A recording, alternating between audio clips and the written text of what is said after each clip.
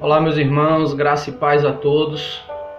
Muito bom estar aqui novamente com vocês para a gente poder estar compartilhando um pouco da palavra de Deus. E nesse dia eu gostaria de começar orando, apresentando o nosso dia ao Senhor, e que o Espírito Santo possa estar trazendo clareza aos nossos corações acerca de tudo que vai ser dito, do que vamos estar conversando aqui hoje, né? Então vamos orar. Senhor Deus, nós queremos te agradecer, Pai, pelo privilégio de termos nos levantado nesse dia, pelo privilégio da vida.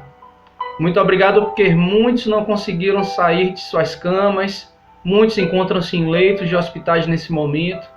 Oramos também para que o Senhor visite cada um deles em nome de Jesus. Nós queremos te apresentar esse momento, que seja um tempo precioso na tua presença, que o teu Espírito Santo possa trazer clareza acerca de tudo que vamos ouvir, acerca do que vamos estar conversando aqui nesse dia. Suplicamos ao Senhor, fala conosco nesse dia, nos marca poderosamente para a glória do teu nome. Eu quero estar compartilhando com vocês aqui hoje um tema que eu julgo que vai ser de extrema importância para a nossa caminhada no reino de Deus.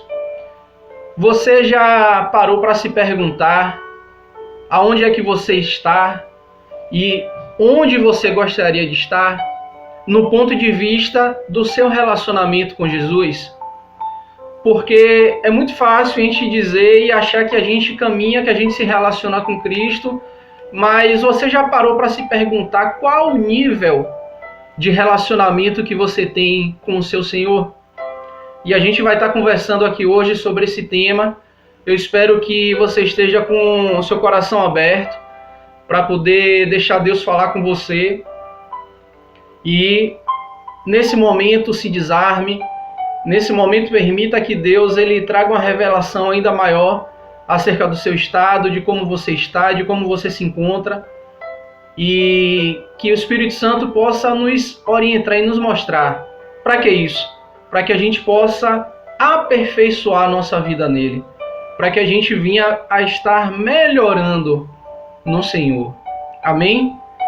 Então, dentro desses níveis de relacionamento que nós vamos estar conversando aqui hoje, eu gostaria de começar com essa pergunta. E eu quero que ao longo da ministração você reflita. Pegue um papel e uma caneta nesse momento e anote. Qual nível estou e onde gostaria de chegar no nível de relacionamento com Jesus? Eu sou formado em administração de empresas, como a maioria já sabe, quem me conhece. E na escola de administração, uma das coisas que a gente estuda primeiro é o conceito de missão e visão. E tem muito a ver com esse tema que a gente vai estar trazendo aqui hoje, que é o seguinte: a missão é a razão de ser da empresa. Para que a empresa nasce? Qual o objetivo? Qual a finalidade dela? Então é a razão de ser da empresa. Para que ela nasceu? Com qual propósito, com qual finalidade, com qual objetivo. E a visão organizacional, ela diz respeito a pontos de início e de fim, ou seja, estabelecimento de metas. É aonde você quer estar, aonde a sua empresa vai estar daqui a determinados anos. Então é o planejamento que você faz para que a sua empresa chegue naquele patamar. Por exemplo, digamos que na sua cidade você seja uma empresa que venda calçados. Então na cidade que você está tenham 5 empresas. Dessas 5 você vai ser a 6ª participante no mercado. Então quais estratégias você vai desenvolver para poder ser aonde você vai estar estabelecendo a visão, na verdade, né? Então você quer ser, daqui a 5 anos, você quer estar entre as 3 primeiras? Então esse é o objetivo da visão, é você dizer aonde você quer estar daqui a determinado tempo. Então, desse mercado participante, você quer estar aonde nessa participação? Você quer estar entre os 3 primeiros? Você quer ser o segundo colocado? Seria uma boa, já que você está entrando agora no mercado. Então, daqui a um tempo, na próxima, quando você estabeleceu essa meta, que se você, no final dos 5 ou 10 anos, você viu que você cumpriu a meta, ou 3 anos, 3, 5 anos, você viu se cumpriu ou não, aí você vai fazer uma nova visão, ver os pontos que você não conseguiu, que você deixou de alcançar, e a partir daí você estabelecer novas metas, beleza? Assim é na nossa vida também, no nosso relacionamento com Cristo. Muitos se enganam quando pensam que é apenas levantar a mãozinha e dizer: Senhor, eu te adoro, eu te recebo, e ficar aqui. Não, é uma construção. E dentro dessa construção, em qual nível você se encontra? Vamos lá ver quais níveis são esses. E nesse caminhar de degraus, cada nível de relacionamento, perceba em qual você está inserido. E perceba se é o que você gostaria de estar, e se não for, o que você pode fazer para melhorar e chegar no seu objetivo. Beleza? Vamos lá. Primeiro grupo, primeiro nível de pessoas que se relacionam com Jesus, eu gostaria de ler com vocês João capítulo 6, versos 1 e 2, que diz assim: Algum tempo depois, Jesus partiu para outra margem do mar da Galileia, ou seja, o mar de Tiberíades. E grande multidão continuava a segui-lo, porque vira os sinais miraculosos que ele tinha realizado nos doentes. Vocês conseguem, com a leitura desse texto, dizer, alguém se arrisca aí a dizer, a comentar quem é essa primeira categoria, quem é esse primeiro grupo de pessoas que compõem o primeiro nível de relacionamento com Jesus? Outro texto, Mateus 21, versos 11, inicia dizendo o seguinte: A multidão respondia: Este é Jesus, o profeta de Nazaré da Galileia. Conseguiram enxergar quem é o grupo? Em João, no verso 2, começa dizendo: E grande multidão continuava a segui-lo. Em Mateus 21, verso 11, inicia dizendo: A multidão. Então, queridos, o primeiro grupo de pessoas que se relacionam, o primeiro grupo que demonstra o primeiro nível de relacionamento com Cristo é a multidão. Agora vamos ver qual tipo de relacionamento as pessoas desse nível tinham com Jesus. Eu queria ler com vocês João capítulo 6, versos 26 e 27. Olha que coisa interessante. Jesus respondeu: A verdade é que vocês estão me procurando, não porque viram os sinais miraculosos, mas porque comeram os pães e ficaram satisfeitos. E aí Jesus já dá a dica: não trabalhem pela comida que se estraga, mas pela comida que permanece para a vida eterna, a qual o Filho do Homem lhes dará. Deus o Pai nele colocou o seu selo de aprovação. Então, queridos, a partir desse momento aqui a gente já consegue identificar o primeiro grupo de pessoas que tinham o primeiro nível de relacionamento com Cristo, que era a multidão. E aqui a gente começa a perceber o tipo de relacionamento que esse grupo tinha, que era o quê? Eles iam ao encontro do Mestre não por conta dos sinais miraculosos, como o próprio Senhor falou, mas porque eles tinham a sua fome física saciada por causa do pão, por causa do alimento que era distribuído. E aí Cristo já fala, olha para esse grupo, olha, não busquem a comida que perece, vocês deveriam estar percebendo que eu sou a comida que vai ser para a eternidade. E ele dá um toque Mas esse grupo está interessado apenas no que Jesus poderia dar para ele, em saciar sua fome. Vamos ler outro livro, Marcos, capítulo 15, dos versos 3 ao 11, que a gente vai ver mais algumas características aqui do tipo de relacionamento desse grupo, a multidão. Os chefes dos sacerdotes o acusavam de muitas coisas. Então Pilatos lhe perguntou novamente: você não vai responder? Veja de quantas coisas estão acusando. Mas Jesus não respondeu nada e Pilatos ficou impressionado. Por ocasião da festa, era costume soltar um prisioneiro que o povo pedisse. Um homem chamado Barrabás estava na prisão com os rebeldes que haviam cometido assassinato durante uma rebelião. A multidão chegou e pediu a Pilatos que ele fizesse o que costumava fazer. E Pilatos fala: vocês querem que eu lhes solte o rei dos judeus? Perguntou Pilatos, sabendo que fora por inveja que os chefes dos sacerdotes lhe haviam entregado Jesus. Mas os chefes dos sacerdotes fizeram o quê? Incitaram a multidão. E pediu a Pilatos que, ao contrário, soltassem Barrabás.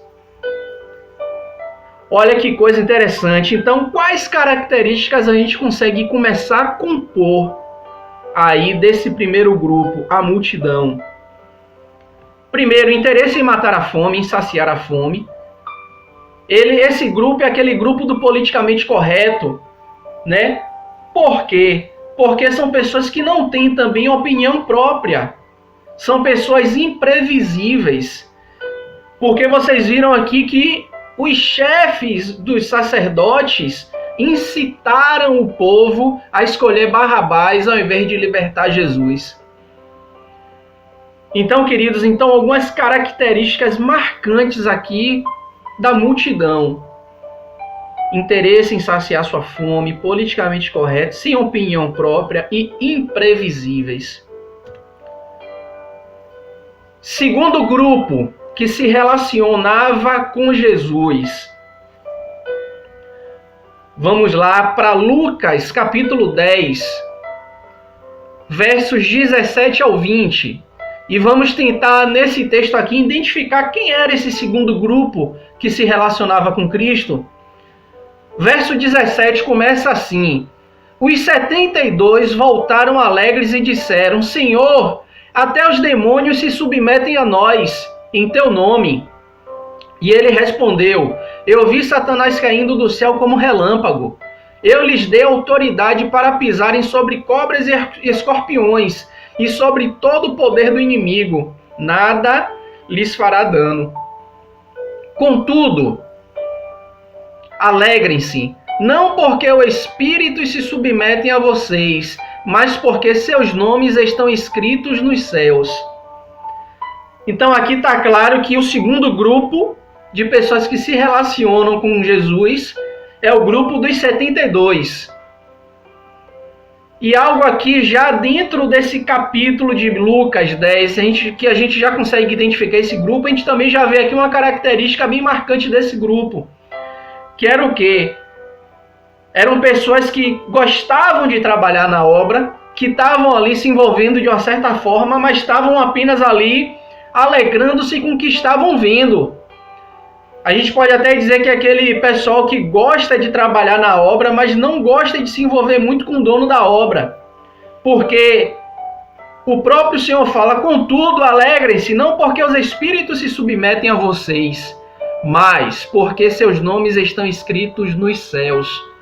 Ou seja, a preocupação deles ainda era o físico, era o material, era o que eles conseguiam enxergar. Mas Cristo já estava apontando. Da mesma forma que ele sinalizou com o grupo da multidão, com os 72 ele chama a atenção: olha, tem uma coisa que é muito mais do que a aparente, o que está no plano físico, que é o eterno, é algo que vai vir para uma vida duradoura na eternidade, junto com o Pai. Então se alegrem, porque o nome de vocês está escrito nos céus. Então, vamos ver em João 6, do 53 ao 60, que a gente aqui começa a ver também o tipo de relacionamento que esse grupo tinha com Jesus. 53. Jesus lhes disse: eu lhes digo a verdade, se vocês não comerem a carne do Filho do Homem e não beberem o seu sangue, não terão vida em si mesmo. Todo o que come a minha carne e bebe o meu sangue tem a vida eterna, e eu ressuscitarei no último dia, pois a minha carne é verdadeira comida e o meu sangue é a verdadeira bebida. Todo que come a minha carne e bebe o meu sangue permanece em mim e eu nele. Da mesma forma como o Pai que vive em mim, ele me enviou e eu vivo por causa do Pai. Assim aquele que se alimenta de mim viverá por minha causa. Este é o pão que desceu do céu. Os antepassados de vocês comeram o maná e morreram, mas aquele que se alimenta deste pão viverá para sempre. Jesus está falando de quem aqui? Está falando dele mesmo. Ele disse isso quando ensinava na sinagoga de Cafarnaum. Ao ouvirem isso, muitos de seus discípulos disseram: dura é esta palavra, quem consegue ouvi-la? Gente, aqui o que Jesus está falando, ele não está falando aqui de antropofagia, de canibalismo. Que papo é esse, comer da carne, beber do sangue, vai ter a vida eterna quem beber do meu sangue, quem comer da minha carne? Aqui é algo já que ele já está projetando a ação redentora dele para a humanidade. Muitos judeus, eles enxergavam Jesus como um Messias, libertador do povo, apenas no contexto político, como aquele que viria apenas para libertar os judeus do domínio do jugo de Roma. Mas era isso que Cristo estava começando a quebrar, porque ele não veio para poder dar uma libertação política religiosa. Ele veio para trazer uma libertação de todo o nosso jugo, daquilo que fazia separação entre o homem e Deus. Ele veio para poder ser a expiação, o cordeiro imolado, que viria para poder justificar os nossos pecados, e veio se sacrificar na cruz por mim e por você. Outro capítulo em Lucas 14, 26 e 27, diz assim: se alguém vem a mim e ama a seu pai, sua mãe, sua mulher, seus filhos e seus irmãos e irmãs, e até a sua própria vida mais do que a mim, não pode ser meu discípulo. E aquele que não carregar a sua cruz e não me seguir, não pode ser meu discípulo. A gente vê também aqui em Mateus 16, 24, disse Jesus aos seus discípulos: aquele que quiser vir após mim, negue-se a si mesmo, tome sobre si a sua cruz e siga-me. Não tem como. Tem que se renunciar. Não tem aqui como você seguir a Cristo sem que você seja chamado para um comprometimento mais profundo. Então, quais são as características aqui dos 72? Eles até têm um certo comprometimento, mas ainda é superficial. O comer e beber do corpo de Cristo significa um chamado para internalizar a vida de Cristo. Não uma ação carnal, antropofágica, um canibalismo. Não tinha nada a ver com isso. Tinha a ver com internalizar a vida de Cristo em nós. Quando chamados para um relacionamento mais estreito, normalmente eles abandonam, eles se afastam, porque ainda tem aquele relacionamento superficial. Eles fazem a obra, mas não se preocupam em se relacionar com o dono da obra. Então podemos dizer que essas são algumas das características desse grupo dos 72, que é o segundo grupo de pessoas que se relacionam com Cristo. Vamos agora identificar um terceiro grupo de pessoas que se relacionam com Cristo. Esse terceiro grupo, a gente consegue identificar eles no capítulo 6 de Lucas, nos versos 12 ao 16, que diz assim: num daqueles dias, Jesus saiu para o monte a fim de orar, e passou a noite orando a Deus. ao amanhecer, chamou seus discípulos e escolheu 12 deles, a quem também designou como apóstolos: Simão, a quem deu o nome de Pedro, seu irmão André, Tiago, João, Filipe, Bartolomeu, Mateus, Tomé, Tiago, filho de Alfeu, Simão, chamado Zelote, Judas, filho de Tiago, e Judas Iscariotes, quem veio a ser o traidor. Então, quem é esse terceiro grupo aqui de pessoas que se relacionam com Cristo? Segundo o texto aqui, a gente percebe claramente que Jesus,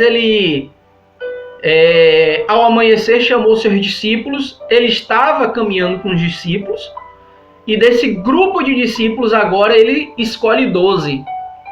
Então, o terceiro grupo de pessoas que se relacionam com Cristo é o grupo dos 12. Foram os 12 apóstolos.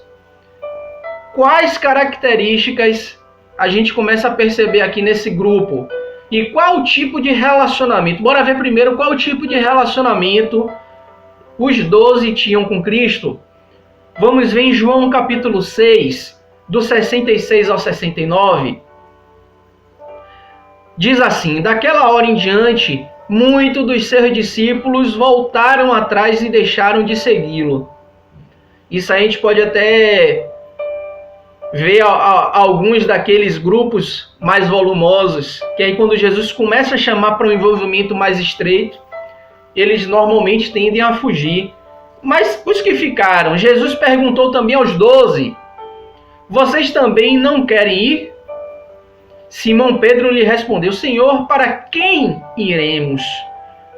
Tu tens a palavra da vida eterna.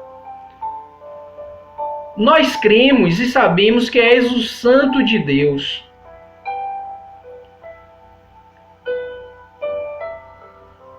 Esse grupo aqui, o grupo dos 12, eles são pessoas que já têm uma certa vivência, já têm um certo relacionamento com Cristo. São aqueles que foram escolhidos de um grupo de discípulos para poder caminhar mais próximos, para ter um tipo de relacionamento mais estreito com Cristo. E nesse relacionamento existem já agora algumas aberturas. E são pessoas que já podem ouvir determinadas coisas, como por exemplo, depois daquelas pessoas disseram duro esse discurso, aí agora o mestre chega para os 12 e fala: quereis vós também ir embora? E aí Pedro responde: para quem iremos? Tu tens as palavras da vida eterna. Eu queria ler Lucas capítulo 9, verso 62, que diz assim: Jesus respondeu: ninguém que põe a mão no arado e olha para trás é apto para o reino de Deus. Outra característica do tipo de relacionamento que esse grupo já passa a ter com o mestre. São pessoas que já sabem o que querem, já têm uma visão. Lembra que a gente falou do início de missão e visão? Já sabem, já têm noção clara da sua missão e também já tem uma certa noção da visão. Uma certa noção da visão.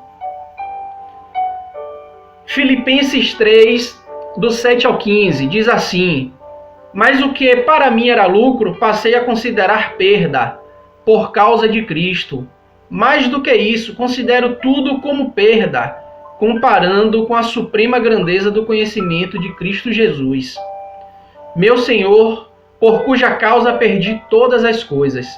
Eu as considero como esterco para poder ganhar a Cristo e ser encontrado nele, não tendo a minha própria justiça que procede da lei, mas a que vem mediante a fé em Cristo, a justiça que procede de Deus e se baseia na fé. Quero conhecer a Cristo, ao poder da sua ressurreição e a participação em seus sofrimentos, tornando-me como ele em sua morte, para de alguma forma alcançar a ressurreição dentre os mortos. Não que eu já tenha obtido tudo isso, ou tenha sido aperfeiçoado, mas prossigo para alcançá-lo. Pois para isso também fui alcançado por Cristo Jesus, irmãos. Não penso que eu mesmo já o tenha alcançado, mas uma coisa faço, esquecendo-me das coisas que ficaram para trás e avançando para as que estão adiante, prossigo para o alvo, a fim de ganhar o prêmio do chamado celestial de Deus em Cristo Jesus. Todos nós que alcançamos a maturidade devemos ver as coisas dessa forma. E se em algum aspecto vocês pensam de modo diferente, isso também Deus lhes esclarecerá. Então aqui é um grupo de pessoas que já tem claro o entendimento de que não pode colocar a mão no arado e olhar para trás. Já sabe que já tem um certo grau de responsabilidade na missão. Como a gente viu aqui no próprio texto, pessoas que já têm noção de maturidade, vão desenvolvendo ao longo dos anos que caminham com Cristo certa maturidade e entendem que fazem isso por amor e precisam participar. Para entender, é necessário que participem dos mesmos sofrimentos de Cristo. São pessoas que já têm uma certa maturidade, um certo entendimento. Em 2 Coríntios 2,4 diz assim: minha mensagem e minha pregação não consistem de palavras persuasivas de sabedoria, mas consistiram de demonstração do poder do Espírito. São pessoas que já entendem que não é a aparência, não é a eloquência, não é o conhecimento humano, mas sim a dependência da graça de Deus, a dependência do Espírito de Deus agindo sobre a vida deles. Então, quais são as características desse grupo aqui dos três? O terceiro grupo, que é o grupo dos 12. Primeiro, cair no risco da comodidade. Ou seja, já cheguei até aqui e aí desencadeia um estado de estagnação. Podem ir por um estado de religiosidade, como a gente próprio viu. As pessoas desse nível, elas são como pedras. Ao serem jogadas ao alto, sobem até um determinado limite. Porém, quando caem com uma força muito grande, gerando um determinado impacto. Um grande impacto. Que cresce, aí chega em determinado ponto, para. Quando para, começam a cair. E quando cai com um peso maior do que quando começou a subir. E quando cai, o estrago é grande. Então, cuidado com o estado de estagnação, cuidado com o estado de que eu já sei, de que eu já posso, de autossuficiência. Então, muito cuidado com a autossuficiência. Devemos esquecer das coisas que passaram e seguir para avançar em direção ao alvo. Então, vamos ouvir esse conselho. Quarto grupo. Percebam que o primeiro grupo era uma multidão, segundo grupo 72, terceiro grupo 12, e agora o quarto grupo. Quem se arrisca a me dizer quem vão ser essas pessoas aí que compõem esse quarto grupo de pessoas que se relacionam com Jesus? Vamos abrir Mateus 17, dos versos 1 a 8, para ver se a gente consegue identificar quem são essas pessoas aí. 6 dias depois, Jesus tomou consigo Pedro, Tiago e João. Só faltou a gente completar, no barquinho, no mar da Galileia. Brincadeiras à parte, Jesus tomou consigo Pedro, Tiago e João, o irmão de Tiago, e os levou em particular a um alto monte. O interessante é que a proporção que a gente vai ler nos textos, onde a gente identifica o grupo de pessoas, há ali também algumas características desse relacionamento entre essas pessoas que compõem esse grupo e o mestre. Então aqui, além deles terem sido selecionados, 3 de um grupo de 12, o que acontece? Jesus os levou em particular. Então a gente já começa a ver uma característica, são pessoas que têm um estreitamento mais particular com o mestre. já são chamados à parte. Olha, eu participo coisas para vocês que aqueles ali eu ainda não participo. E eles foram ao alto monte. Ali ele foi transfigurado diante deles. Sua face brilhou como o sol, e suas roupas se tornaram brancas como a luz. Naquele mesmo momento apareceram diante deles Moisés e Elias, conversando com Jesus. Então Pedro disse a Jesus: Senhor, é bom estarmos aqui. Claro, gente, que é bom. Imagina a situação. Jesus chama os três, em particular, e chama: olha, vamos ali, nós vamos orar, nós vamos no monte. Sobe o monte, quando chega no monte, Jesus começa a orar, e o que é que acontece? Ele se transfigura, seu rosto brilha como o sol, suas vestes são transformadas num branco. Gente, nesse momento, o que é que acontece aqui? Aparece diante de Jesus Moisés e Elias. Olha que revelação maravilhosa. O fato dele ter se transfigurado diante desses homens já demonstra um momento de intimidade além do que ele tinha tido com todos os outros anteriores. O que é que acontece? Nesse momento aqui, Cristo revela aos três um Cristo que eles ainda não conheciam. Eles conheciam apenas um Cristo humano, um Cristo de carne e osso. Eles conheciam um Messias apenas humano. Nesse momento, eles passam a conhecer um Messias espiritual. É algo mais apenas, é algo que vai muito mais além do que um momento de euforia por uma experiência espiritualizada. Isso daqui é a revelação de um Jesus afirmando que é verdadeiramente um filho de Deus, que é não pertencente a este mundo, mas sim a um reino celestial, e que estava revelando e dando uma afirmação a eles de que tudo que eles tinham vivido até aquele momento ia se cumprir, porque as palavras eram verdadeiras. E porque aparecem ali Moisés e Elias? Simplesmente porque nesse momento em que ele é transfigurado, ele está demonstrando ali, ele está trazendo a afirmação da sua ação vicária para a humanidade. Ele está ali demonstrando, a gente pode até dizer que ele já está começando a demonstrar ali a Missio Dei, né? Cada passo, o Deus Criador, ele como a redenção do mundo, e que viria a partir desse momento um tempo de graça pelo Espírito Santo, o Consolador. Então, nesse momento que aparecem Moisés e Elias, significava dizer que Elias representando os profetas e Moisés representando a lei. Nesse momento ali, eles estavam diante da lei dos profetas, dizendo: olha, isso aqui agora vai ser revertido para um tempo de graça pelo sacrifício que eu vou fazer na vida da humanidade por vocês. Vocês conseguem entender isso?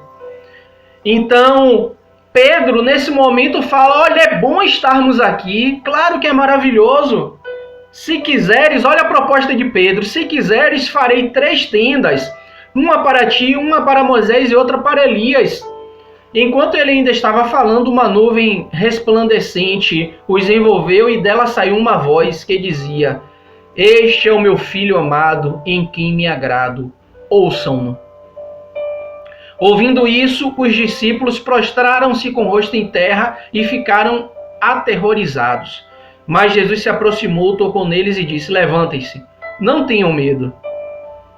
E erguendo eles os olhos, não viram mais ninguém a não ser Jesus. Ah, que maravilha! Imagina a gente ser chamado pelo Mestre: vamos subir ao monte. Quantos de nós necessitamos desse momento de subir o nosso monte? Subir ao monte aqui significa um momento de intimidade a sós com Deus. É um momento em que Deus ele vai revelar coisas magníficas para a gente. É necessário que nós viemos a subir os nossos montes para buscarmos uma vida de intimidade com o Senhor, de revelação, de relacionamento mais íntimo com o Senhor. Vamos ver aqui alguns textos que falam sobre o tipo de relacionamento que esses três tinham com Jesus. Mateus 17, 14 ao 21. Quando chegaram aonde estava a multidão, um homem, aproximando-se de Jesus, ajoelhou-se diante dele e disse: Senhor, tem misericórdia do meu filho. Ele tem ataques e está sofrendo muito. Muitas vezes cai no fogo ou na água. Eu os trouxe aos teus discípulos, mas eles não puderam curá-lo. Respondeu Jesus: Ó geração incrédula e perversa, até quando estarei com vocês? Até quando terei de suportá-los? Ainda assim, esse grupo de discípulos ainda era incrédulo. Necessitava exercitar fé. Jesus seleciona 3 e leva. Eles tinham acabado de ter um momento sobrenatural espetacular aqui com o mestre. E quando descem, ouvem ainda que são pessoas incrédulas. Pedro, a primeira coisa que faz é o quê? Senhor, é muito bom estar aqui, não quero sair daqui. Vamos criar uma tenda. Faço uma para ti, uma para Elias e outra para Moisés. Tragam-me um menino. Jesus repreendeu o demônio, este saiu do menino e desde aquele momento ele ficou curado. Então os discípulos aproximaram-se de Jesus em particular e perguntaram: por que não conseguimos expulsá-lo? Ele respondeu: porque a fé que vocês têm é pequena. Eu lhes asseguro que se vocês tiverem fé do tamanho de um grão de mostarda, a semente, o grão da mostarda é considerado o menor do mundo, né? Então imagina a fé minúscula, imagina que a semente está aqui, estão vendo? Não, mas ela está aqui. Então imagina que se você tiver uma fé dessa forma, você poderá dizer a este monte: vá daqui para lá, e ele irá. Nada lhe será impossível. Mas esta espécie só sai pela oração e pelo jejum. Eu queria ler aqui, para a gente finalizar esse quarto grupo dos 3 discípulos, Mateus 16, do 21 ao 23. Desde aquele momento, Jesus começou a explicar aos seus discípulos que era necessário que ele fosse para Jerusalém e sofressem muitas coisas nas mãos dos líderes religiosos, dos chefes dos sacerdotes e dos mestres da lei, e fosse morto e ressuscitasse no 3º dia. Então Pedro, chamando-o à parte, começou a repreendê-lo, dizendo: nunca, Senhor, isso nunca te acontecerá. Jesus virou-se e disse a Pedro: para trás de mim, Satanás. Você é uma pedra de tropeço para mim e não pensa nas coisas de Deus, mas nas dos homens. Olha só, esse grupo ainda era um grupo que não conseguia enxergar um pouco mais além da esfera espiritual. Eles ainda eram presos na esfera humana, material. O próprio Senhor falou: e não pensam nas coisas de Deus, mas nas dos homens. Ainda eram muito por aquilo que viam. Eram muito carnais, materiais. Então, quais são as características desse grupo? Eles tinham um relacionamento mais íntimo, sim, verdade. Eles subiram ao monte com Cristo. É justamente dizer respeito a esse momento de intimidade onde Cristo ele revela a sua ação vicária para a humanidade. Os discípulos conhecem um Jesus humano. No monte passaram a conhecer um Cristo espiritual, o Filho amado de Deus. O próprio Senhor falou: eis o meu Filho amado em quem tenho prazer, ouçam-no. E eram ainda homens de pequena fé, ainda carnais, desleixados. Como a gente pode ver em Mateus 26, versos 37 e 38. Eu não vou ler, eu peço que vocês leiam depois. Mas essas são as características desse grupo. Ainda carnais, homens de pequena fé. Imagina os três. Quinto e último grupo de pessoas que se relacionam com Cristo. Uma multidão se relacionava, com isso tinha um determinado tipo de relacionamento. 72 se relacionaram com Cristo. Esses 72 tinham um tipo de relacionamento com Cristo e suas características. 12 foram escolhidos para um relacionamento mais estreito. E com eles, as suas características de relacionamento. Desses 12, Jesus chamava 3 para um envolvimento mais íntimo. E revelava coisas que para os outros ainda não revelava. Ainda assim, eram pessoas que tinham pouca fé. Homens carnais, que enxergavam ainda as coisas humanas, não as coisas de Deus. Mas eram pessoas que já eram envolvidas, que, se necessário fosse, dariam suas vidas por amor a Deus. Já sabiam, já tinham consciência da sua missão e da sua visão. E agora, quem se arrisca aí a dizer quem era o quinto grupo de pessoas que se relacionavam com Cristo? E aí, quem se arrisca? Jackson, Lucão, Eduardo? Vamos lá, quem dá mais aí? Vai botando aí no chat, vai dizendo aí. Pessoal, bora abrir o capítulo 13 de João e ler os versos 21 ao 25. Diz assim: depois de dizer isso, Jesus perturbou-se em espírito e declarou: digo-lhes que certamente um de vocês me trairá. Seus discípulos olharam um para os outros sem saber a quem ele se referia. Um deles, o discípulo a quem Jesus amava, estava reclinado. Olha, o discípulo que Jesus amava estava reclinado ao lado dele. Simão Pedro fez sinais para esse discípulo, como a dizer: ei, pergunta-lhe a quem ele está se referindo. E, inclinando-se para Jesus, perguntou: Senhor, quem é? Era uma pessoa que tinha tanta intimidade que se reclinava ao lado de Cristo. E perceba que até mesmo Pedro, ele chega para ele e pergunta: ô colega, você que aí é unha e carne, tem uma intimidade maior, pergunta para o mestre aí quem será esse.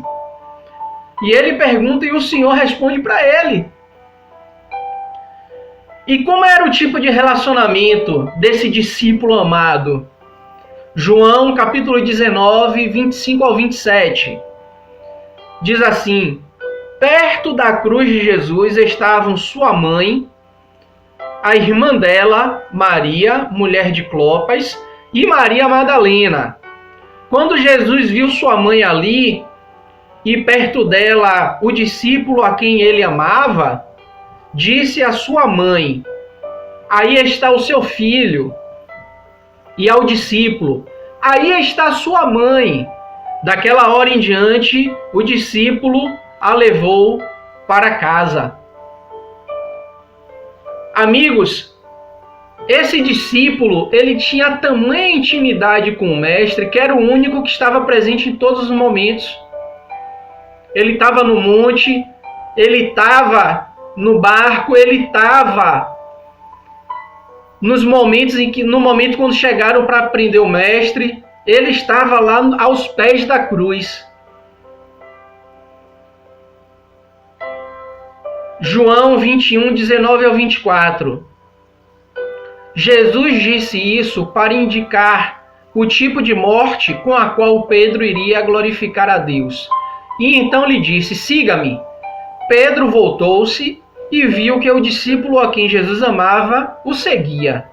Este era o que se inclinara para Jesus durante a ceia e perguntara: Senhor, quem te irá trair? Quando Pedro o viu, perguntou: Senhor, e quanto a ele? Olha aqui, Que situação. E aí Pedro recebe a informação de como ele ia de morrer para glorificar a Deus. E Jesus fala, vem comigo. E aí ele vê que João também está indo. E aí quando ele vê, o que é que ele percebe? Mestre, enquanto a ele, como é que vai ser a morte dele também? Respondeu Jesus, se eu quiser que ele permaneça vivo até que eu volte, o que lhe impedirá? O que lhe importa? Siga-me, você. Foi por isso que se espalhou entre os irmãos um rumor de que aquele discípulo não iria morrer.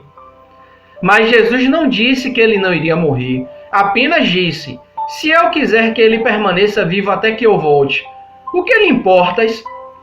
Este é o discípulo que dá testemunho dessas coisas e que as registrou, sabendo que o seu testemunho é verdadeiro. Se a gente está lendo aqui o capítulo 21 de João, é sabido que a gente está se referindo aqui ao apóstolo João, conhecido como discípulo amado de Cristo. Então, o que é que acontece? João, ele foi as características. Uma pessoa que teve total intimidade com Jesus, liberdade de questionar coisas que os outros não tinham liberdade, o único que estava em todas as etapas do ministério de Cristo. Jesus confia os cuidados de sua mãe a ele. Afinal de contas, ele foi o único que estava aos pés da cruz. E ele confia, o próprio mestre confia a ele a responsabilidade de cuidar de sua mãe. Eis aí a tua mãe. O próprio Jesus defendia suas causas. Essa situação anterior do capítulo 21 de João, que Pedro quer saber como seria a morte dele também. E aí o próprio Jesus defende, olha Pedro, fica na sua, que o que eu tenho para você é para você, o que eu tenho para João é para João. Então, amigos, como tem sido a minha vida de relação com o meu Senhor? É que a partir de agora você consegue estipular o nível o qual você se encontra nesse relacionamento e a partir daí definir aonde você quer chegar. Então, eu quero encerrar aqui essa palavra perguntando para você, qual vai ser a sua escolha? Eu quero orar pedindo que o Espírito Santo conceda graça sobre a sua vida, para que você possa ter clareza do nível de intimidade que você tem com o Mestre, e que você possa ter claro o chamado do Senhor na sua vida, que você se permita a uma vida de relacionamento, a uma vida de entrega, onde nem sempre vai ser fácil, onde nem sempre vai ser da forma que você quer, mas que você cumprindo o desafio, com certeza você alcançará algo que vai ser para a eternidade. Com isso eu ministro a graça do Senhor sobre a sua vida.